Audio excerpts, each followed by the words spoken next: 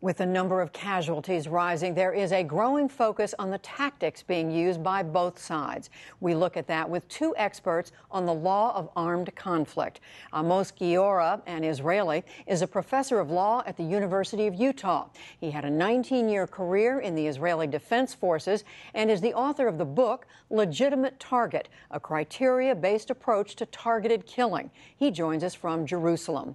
And Noura Erakat, a Palestinian, is a human rights attorney and activist. She is also an assistant professor at George Mason University, and she's written extensively about self-defense and humanitarian law. And we welcome you both to the NewsHour. Amos Giora, let me start with you. Let's talk about the tactics and this charge by Prime Minister Netanyahu that Hamas is deliberately putting civilians in a place where they are in jeopardy, where their lives are at risk. Where does this, is there hard evidence for this? Good evening, and thank you for having me. With respect to the question of human shielding, I think the pictures tell a graphic story in terms of children tragically being killed, unfortunately, and tragically, I emphasize.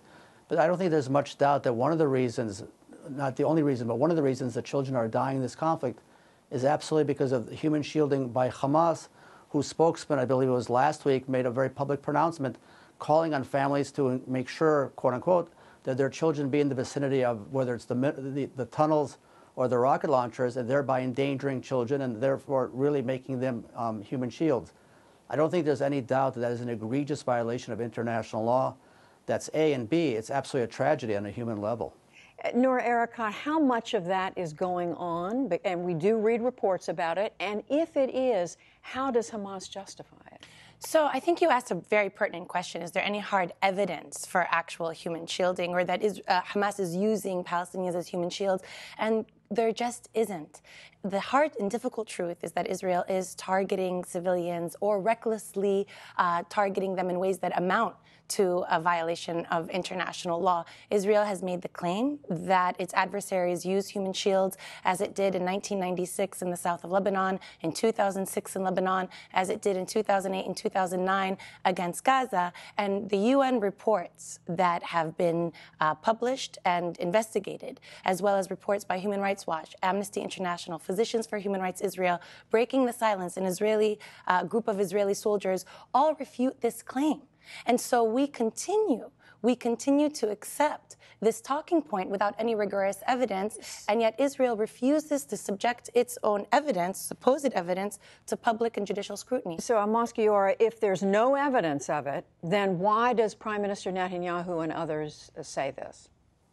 Well, I think, first of all, I want to disagree with Noura with all due respect, and I also take you to the leaflets that were drawn by the IDF last week requesting people, warning them to leave their neighborhood prior to an attack, the knocking on doors, telling people that an attack is forthcoming. And unfortunately, what we are seeing is that Hamas is literally preventing people from leaving their neighborhoods and their homes. In that sense, I think at the end of the day, the responsibility clearly lays at the door of Hamas, that's preventing people from escaping areas which the IDF announces in advance, pre-warning in accordance with international law, that an attack is forthcoming. I think that is, again, both a violation of international law and clearly a tragedy. So what about that? And again, there have been reports that that the Israelis have tried to warn the civilians in Gaza to leave, but Hamas has said to them, don't leave. Well, let's just put this all in context. I think everything makes more sense with context. The Gaza Strip is under Israel's occupation, remains occupied despite Israel's withdrawal of 8,000 soldiers in 2005. It remains an occupying power and has sealed 4 of the 5 exits to the Gaza Strip. So these 1.8 million Palestinian civilians have nowhere to go. So it's not that Hamas is preventing them from going. They literally cannot leave. They don't even have the opportunity to become refugees. Second of all, as for the warning, these warnings are warned by rockets that are also very harmful and that provide the Palestinians less than 3 minutes to leave their homes. If we were hit with a rocket that supposedly warned us to leave right now, I think we would be so struck as to be immobilized rather than expect the Palestinians to leave and then thank Israelis for these supposed warning rockets and then the direct targeting of civilians.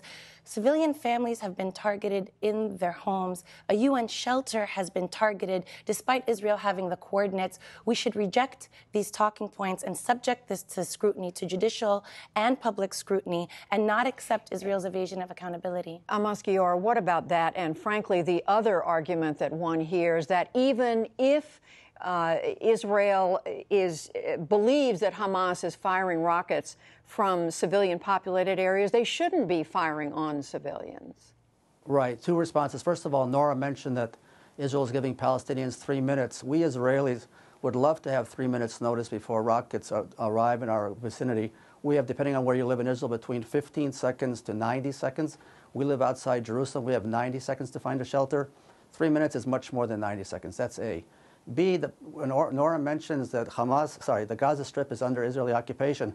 I remind all of us that the Palestinian Authority itself has said that Israel does not occupy the Gaza Strip. Hamas won, and history is important.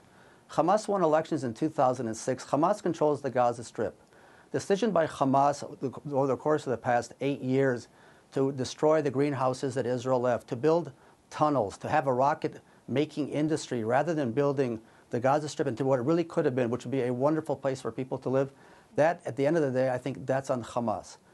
Let me just stop you there. I agree with Noura, context is important. I just wanted to ask you, and what about the notion that Israel should not be targeting civilians if it knows they're anywhere in the vicinity? I think that's a great question. Here's the reality, that when you're engaged in trying to take out rocket launchers in real time, that you're making every possible conceivable effort to target only the rocket launcher. But because rocket launchers aren't sitting in open fields but are embedded in the civilian community, as hard as you try to target only the rocket launcher, it is a tragic inevitability operationally that indeed collateral damage is such that innocent civilians will get killed, and they are being killed. I don't think there's any argument about that. But the question that we need to ask ourselves is when the rocket launchers are embedded in the civilian community, it's all but inevitable, again, tragically, that civilians will die. If the rocket launchers were to post themselves in a place far removed from the civilian population, then obviously there would be a reduction, minimization in the loss of civilian life. But again, because they're clearly embedded, they're firing from within the civilian community, that lends itself to the loss of innocent life. I want to ask you to respond to that, and also to the charge that Hamas is attempting to fire on and hit civilian populations in Israel. So let me answer the first question with all due respect, Amos. We're reverting to this talking point that Hamas is using human shields. Again, there is absolutely no evidence for this. It's Israel's word against the United Nations, against Amnesty International, Human Rights Watch, Physicians for Human Rights Israel, Breaking the Silence Israel, as well as the National Lawyers Guild. What other country would we accept a repeated talking point with no evidence that this is the case? That's one. The second, the World Health Organization says that the Gaza Strip will be unlivable in the next 6 years by 2020. The access to sanitized water, to hygienic water, will be impossible. This is not Hamas's fault. This is the result of Israel's imposition of a debilitating and cruel siege that is killing Palestinians even in the absence of rocket fire.